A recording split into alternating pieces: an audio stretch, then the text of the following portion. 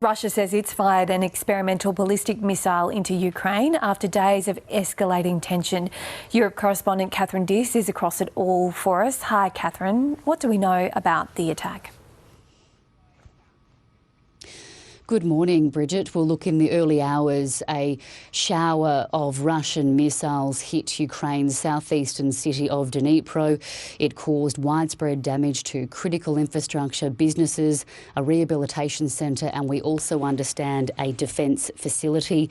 Shortly after the attack, Ukraine's Air Force claimed that Russia had fired an intercontinental ballistic missile, which is capable of carrying a nuclear warhead, but there is no suggestion that it was actually carrying one.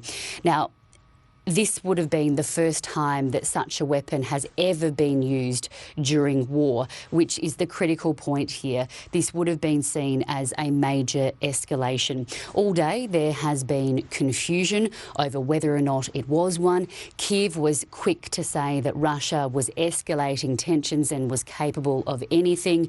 Several unnamed US sources cast doubt on whether or not it was a ballistic missile capable of carrying or having nuclear capability. Moscow also didn't respond, and it wasn't until Vladimir Putin addressed the nation in an evening television statement in which we got some clarity. He disputed Kyiv's claims. He said that it was a hypersonic medium-range ballistic missile that hit a Ukrainian defence facility.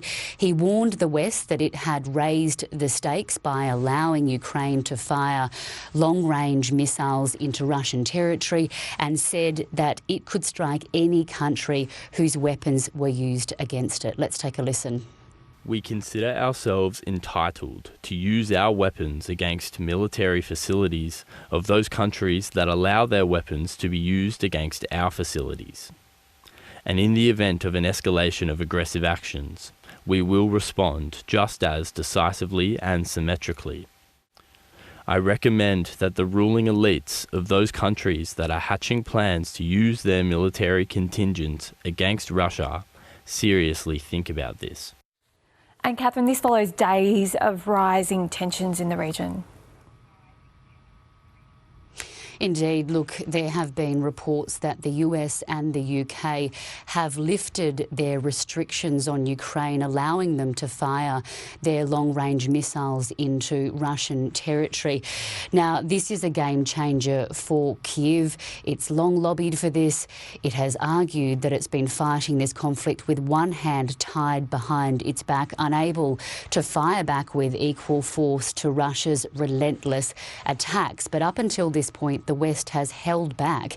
They've been fearful that it would escalate tensions with Russia, it would spark a broader conflict and possibly drag them into the war. Vladimir Putin has responded to this, endorsing a new nuclear doctrine which essentially lowers the threshold for use of a nuclear weapon. And of course, now we're seeing Russia testing out experimental medium-range missiles in this conflict and warning the West that they will fire against them if their weapons are used in Russian territory.